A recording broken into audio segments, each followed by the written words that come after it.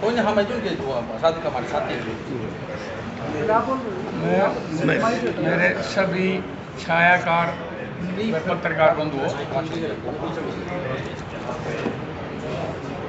आज ये जो मीटिंग गौ ब्राह्मण शिक्षण संस्थाओं की जो ज़मीन है उसके लिए हम एक प्रेस कॉन्फ्रेंस कर रहे हैं जो ब्राह्मण पैरावड़ गांव में है।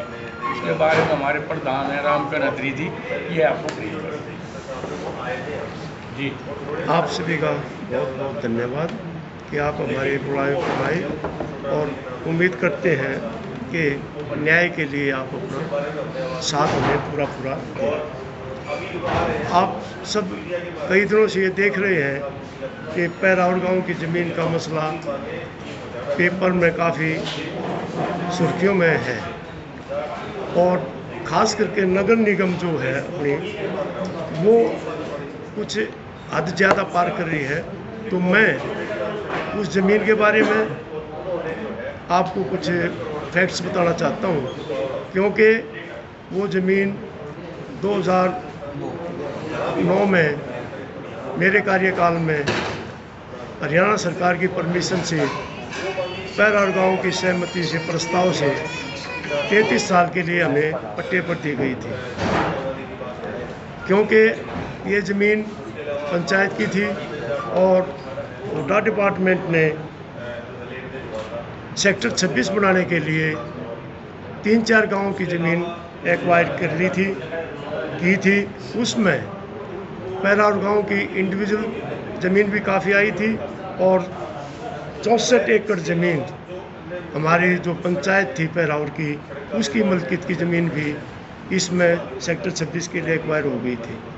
तो हमने उस समय के मुख्यमंत्री चौधरी भूपेंद्र सिंह हुड्डा जी थे, उनसे बातचीत की, पैरावड़ गांव की पंचायत से बात की, पूरे पैरावड़ गांव ने और पंचायत ने हमारा साथ दिया और हमने पंचायत से प्रस्ताव पास करवाया कि आपकी 64 एकड़ ज़मीन इस सेक्टर में एक्वायर हो चुकी है, एक्वायर सेक्शन 4, 6, 9 हो चुके हैं, अवार्ड होना बाकी है कुछ ही दिनों में, तो क्यों ना इसमें से कुछ भाग अपने गौड़ ब्राह्मण शिक्षण संस्थाओं को पंचायत द्वारा दिया जाए।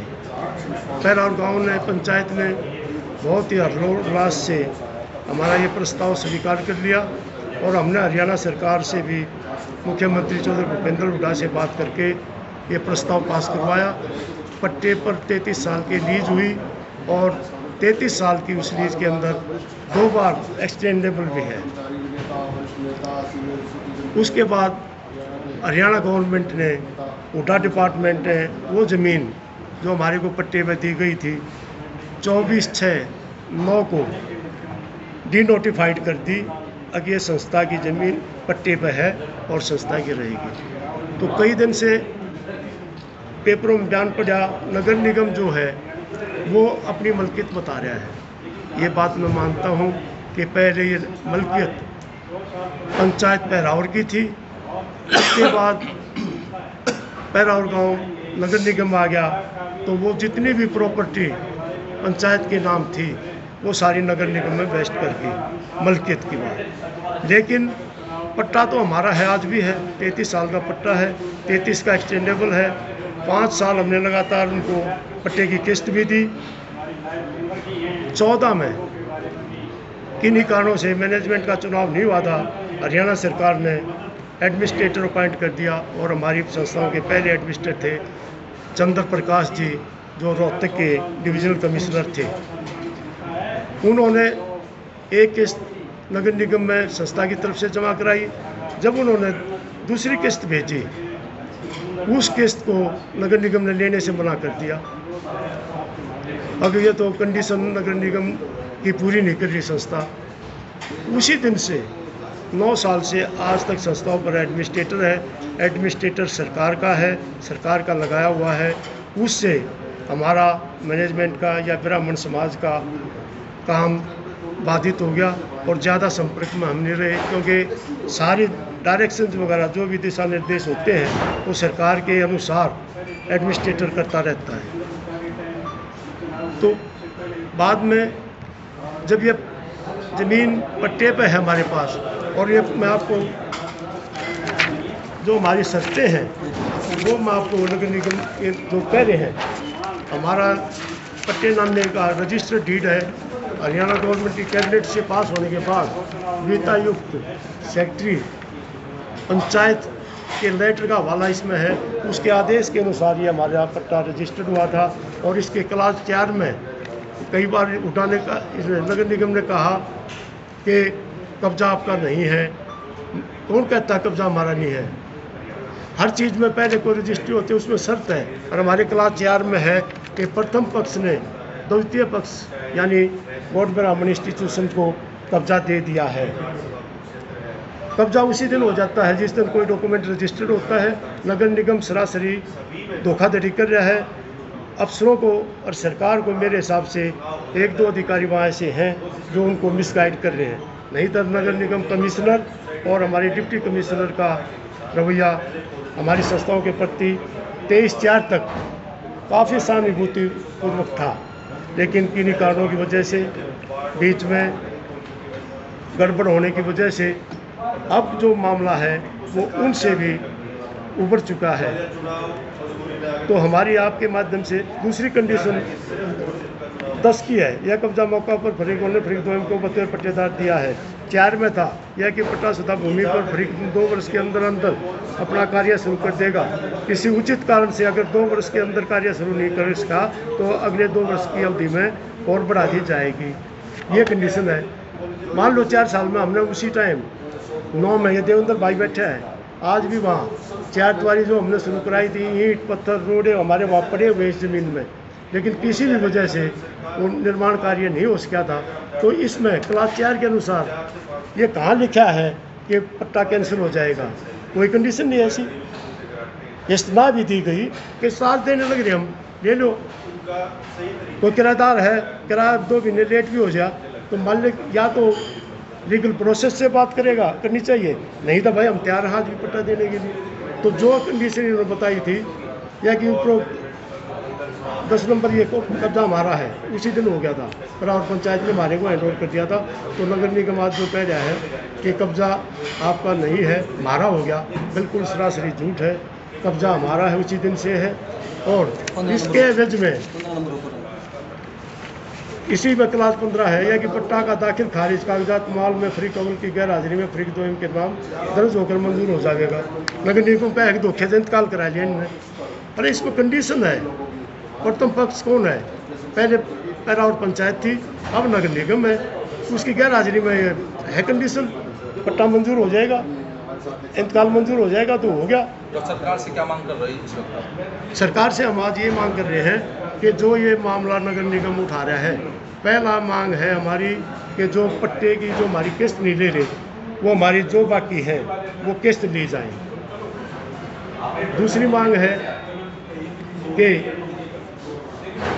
जो अड़चन EDC वगैरह, मैं एक और बात आपको बताना चाहता हूँ। ये लेटर कल ही हुडा डिपार्टमेंट और नगर मरिया तो सरकार है, अभी भी हुडा डिपार्टमेंट एक लेटर दिया है हमारे को। अब 26/4 तक आप 8,60,16,666 रुपये अपने भर दो। जब निगम कह रहा है आप मालिक है नहीं कहीं नहीं, तो हमारे से पैसे की मांग कैसे कर रहा है हुडा डिपार्टमेंट? तो सरासर निगम इसमें गुस्ताखी कर रहा है। हमारी सरकार से ये मांग है, मुख्यमंत्री से, क्योंकि अब ये मामला जो है 23 तक तो लोकल शासन और प्रशासन के बीच में था और हमारे साथ उनकी पूरी सहानुभूति भी थी और वो ठीक दिशा में हमारा कार्य चल रहा था। क्योंकि 21 तारीख को देवेंद्र भाई बैठे हैं, हम निशानदेही हमने पूरी 15 एकड़ की लगवाई बड़े आराम से, कोई डिस्प्यूट नहीं था, किसी की तरफ से नहीं था। लेकिन 23 के बाद किसी भी वजह से जो झगड़ा हुआ उसमें नगर निगम का रोल भी आपत्तिजनक है। गलत फैक्ट्स वो प्रस्तुत कर रहे हैं। तो हम चाहते हैं आपके माध्यम से फैक्ट्स, पट्टा कैंसिल आज तक नहीं हुआ है, नहीं हो सकता, क्योंकि कैबिनेट पास करे पट्टे के बारे में और फाइनेंस कमिश्नर कोई गाइडलाइन दे या कोई रिकमेंडेशन करे, उसके बाद पट्टा कैंसिल हो। अगर पट्टा निगम कह रहा कैंसिल है तो कोई डॉक्यूमेंट हमारे को दिखा दो, पेश तो करो।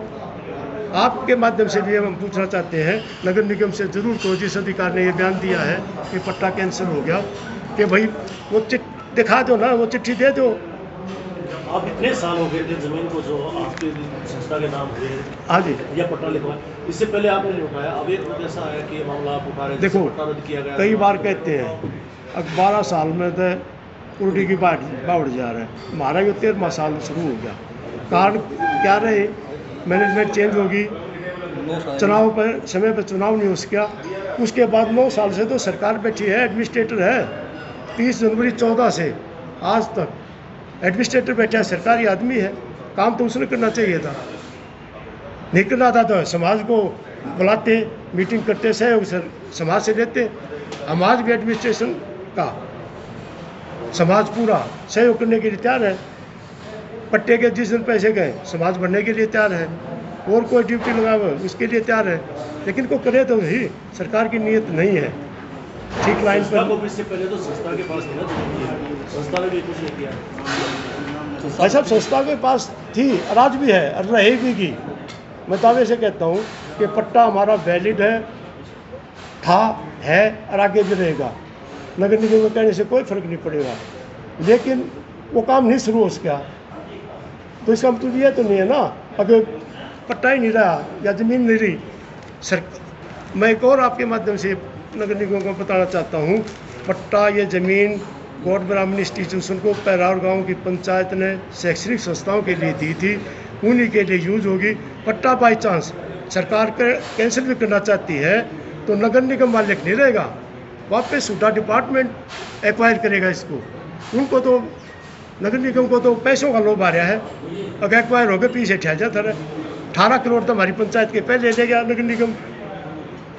बीच में जो बात आप कह रहे हो काम शुरू नहीं हो सका, उसका मैं कारण बताता हूँ कि पैरार गांव की पंचायत ने पट्टे के बाद 3.5 करोड़ रुपए का हमारे को संस्था को दान देने के लिए प्रस्ताव पास कर दिया था। हरियाणा गवर्नमेंट ने मंजूरी के लिए भेज दिया था। बीच में चुनाव आ गए एमएलए के भी, उसके बाद दूसरा सरपंच बना हमारा प्रवीण सरपंच, उसने भी 3.5 करोड़ रुपए का प्रस्ताव दे दिया था। अब ये हम दान में ज़मीन हमारी है, संस्था हमारी बढ़ेगी, हमारे बच्चों को 36 बरादरी को इसमें सहूलियत मिलेगी, और हम ये दान के रूप में जो हमारा 18 करोड़ रुपया है उसमें से 3.5 करोड़ रुपया हम संस्था को दान देते हैं। तो दान अगर प्रोसेस पूरा हो जाता तो हम तैयार थे नींव भरने के लिए, वो नहीं हो सका था। आज हम तैयार है, समाज है 5 दिन के अंदर अंदर समाज ने 25-30 लाख रुपए इकट्ठे कर लिए थे और आगे भी कर लेगा। सरकार को रास्ता तो हमारे को दो। अब ऐसा क्या हुआ कि एकदम संस्था समाज एकदम आगे आया? भाई साहब मैं बता रहा हूँ 12-13 साल में जब भी अच्छे दिन आ जाए तो क्या बुराई है। ऐसा है, मैं शिव कुमार शर्मा में इस ज़मीन पे हमने 4 द्वारिया काम शुरू कर दिया था, शुरू हो गया। वहाँ ईट पत्थर रोड़े पड़े हुए हैं, पुरानी ईटें भी पड़ी हैं, 4 द्वारी शुरू हो गई थी। पर हमारी लीज में कहीं ऐसी कंडीशन नहीं है अगर हम 4 द्वारी पूरी ना बना पाए थे कैंसिल हो जाएगी। There is no such condition. आप ये लीज की हम कॉपी आपको देंगे, ये रही, इसमें कोई ऐसी कंडीशन है ही नहीं। अब जो आज ये कह रहे हैं कि हम मालिक हो गए, कंडीशन है तो उठा डिपार्टमेंट ये क्यों कह रहा है 26/4 तक 26/4/22 तक आप 8 करोड़ रुपए दे दो। आपकी फोटो कॉपी ले लो, आजकल का ये लेटर है, ये आज का लेटेस्ट है, कॉपी लो पहले आप। दे देंगे आपको सबको। इसमें ये लिखा है, देखा पता चलना एक बार, 19 का लेटर पट पता 19 को तो उठा डिपार्टमेंट हमारे से मांग करता है। 2019 में आया। संस्था की ज़मीन कुछ हमारे रोड में आती है, आप वो ज़मीन का हमारे से ट्रांसफर करा लो। ये रहा, जब हम मालिक नहीं था हमारे से किस लिए पूछ रहे हैं, 29 पे है। किस लिए पूछ रहे हैं। अभी लेटेस्ट ये 2 कल या परसों चिट्ठी है, ये लेटेस्ट ही है। इसमें इन्होंने कहा है कि 26/4/22 तक जो ये 8 करोड़ समथिंग रुपये 8 ये जमा करा दो। जब हम मालिक नहीं हैं, हम ये निगम कह रहा है मालिक हैं, तो पैसे निगम से मांगे, ये हमसे किस लिए मांग रहा है। ये सब निगम भ्रम फैला रहा है।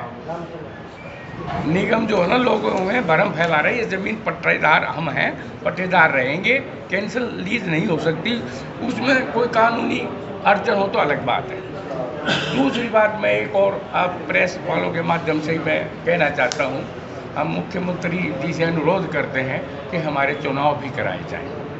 हमारे जो चुनाव हैं वो पिछले 9 साल से पेंडिंग पड़े हैं। पिछले 9 साल से एडमिनिस्ट्रेटर बैठा है। अब ये सोसाइटी रजिस्ट्रेशन एक्ट 2012 में एक सेक्शन 68 है जिसके तहत एडमिनिस्ट्रेटर लगाया गया। एडमिनिस्ट्रेटर की अवधि एक बार में 2 साल और मैक्सिमम 5 साल हो सकती है। इस 5 साल के बाद तो उसमें कोई प्रावधान है ही नहीं। और आज 9 साल तक एडमिनिस्ट्रेटर बैठे, कैसे बैठे, किस कानून की तहत बैठा रखा है? ये सरकार बताए, ये धींगा मस्ती है। तो उसी ढंग से धींगा मस्ती करके ये ज़मीन को रखना चाहती है। निगम 2 बार हमारे विधायक रोहतक के विधायक बीबी बत्रा जी हैं, 2 बार हमारी संस्थाओं का विधानसभा में 2 बार उन्होंने क्वेश्चन उठाया कि नाजायज एडमिनिस्ट्रेटर क्यों है, 5 साल का एक्ट है तो 9 साल क्यों होंगे, ज़मीन का झगड़ा क्यों आप बढ़ा रहे हो, लेकिन उसके बावजूद भी कोई वो नहीं। सांसद तो इस समय पे जो रोहतक के हैं, हाँ जी, वो तो आपके समाज से, हाँ, उन्होंने कोई राजनीतिक प्रयास किया वो ना उन्होंने किया है, उनका सहयोग भी था, 23 तक था।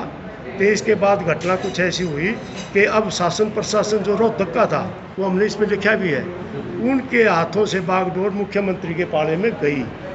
अब शासन प्रशासन यहाँ का कुछ नहीं कर सकता, ये तो टोटल करना ही है मुख्यमंत्री ने। मुख्यमंत्री से मिलने का कोई समय आपने मांगा? अगर एडमिनिस्ट्रेटर या कोई हमारे पास ऑफर आती है मुख्यमंत्री जी की समाज की इस संस्थाओं की ज़मीन के बारे में, तो हम ज़रूर मिलने के लिए तैयार हैं, उनको बता देंगे। अगर नगर निगम झूठ बोल रहा है, ये हमारा है और हमारा कैंसिल हो गया, तो हमारे को चिट्ठी दे दो ना। कानूनी प्रोसेस तो बाद की बात है। हमने ये भी कहा है कि अगर मुख्यमंत्री जी बहुत जल्दी संज्ञान नहीं ले रहे इस मामले में, तो हम सारे ब्राह्मण एकजुट होकर राजनीतिक भेदभाव को छोड़कर सभी MP MLA उनसे राजनेताओं से संपर्क करेंगे और उनके संपर्क के बाद जो फैसला गाइडलाइन उनकी हमारी बनेगी समाज की, उसके बाद हम अपनी आगे की रणनीति इस ज़मीन के बारे में करेंगे। ठीक है।